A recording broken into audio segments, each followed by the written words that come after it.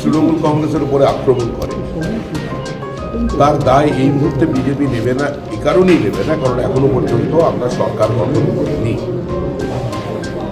আমি 6 মাস আগে থেকে আপনাদের প্রত্যেককে বলেছিলাম যে পশ্চিমবঙ্গ থেকে তৃণমূল চলে গেছে, তৃণমূল চলে যাচ্ছে, তৃণমূল চলে যাবে, এবং তৃণমূল চলে যাবার পর যে ব্রিদিং টাইমটা থাকে নতুন সরকার, সেখানে রাজ্যপালকে এবং নির্বাচন কমিশনকে দায়িত্ব নিতে হবে তৃণমূলকে তৃণমূলের হাত থেকে বাঁচানোর জন্য।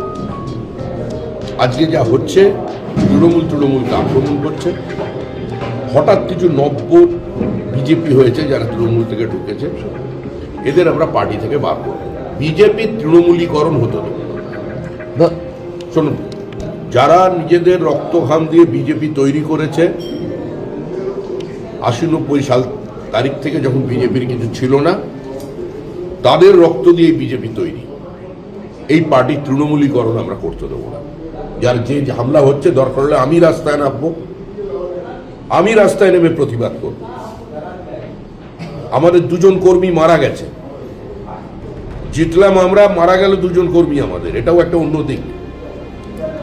এটা যদি উল্টো ফল হতো, আজকে এতক্ষণ পর্যন্ত বিজেপির 200 ছেলের খুন হয়ে যেত, 1000 মহিলা গ্যাংরেপ হয়ে যেত।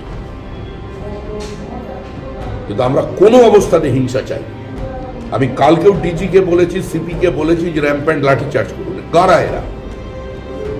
আমাদের দলের একজন সিনিয়র লিডার রাহুল সিনহা, তিনি কাল বাইপাসের উপর দিয়ে আসছেন। পশ্চিমবঙ্গের এমন কোনো ব্লক নেই যেটা রাহুল সিনহা চেনে না বা আমি চিনি না। রাহুলদা বলছে আমাকে যে শ্রমিক কারা এরা, মোটরসাইকেল চালিয়ে যাচ্ছে, গায়ে গেরুয়া আবির হয়, নির্বাচনের পরে হয়, কিন্তু যে শরীরী ভাষা, যে ভাষা, যে উচ্চারণ, এটা তো আমাদের লোক নয়, এটা সর্বনাশ হয়ে যাবে। আজকে রাজ্যবাসী আমাদের উপর আস্থা রেখেছেন, ভরসা রেখেছেন, আর এইগুলো আমরা চলবে, এটা হবে না। বিজেপির যত বড় নেতাই হোক আর যেই হোক, কেউ এরকম করে তাকে আমরা অ্যারেস্ট করাবো। নাম দিন, ছবি দিন, আমি আপনাদের কথা দিচ্ছি, আর না হলে আমি সভাপতি পদ থেকে চলে যাব।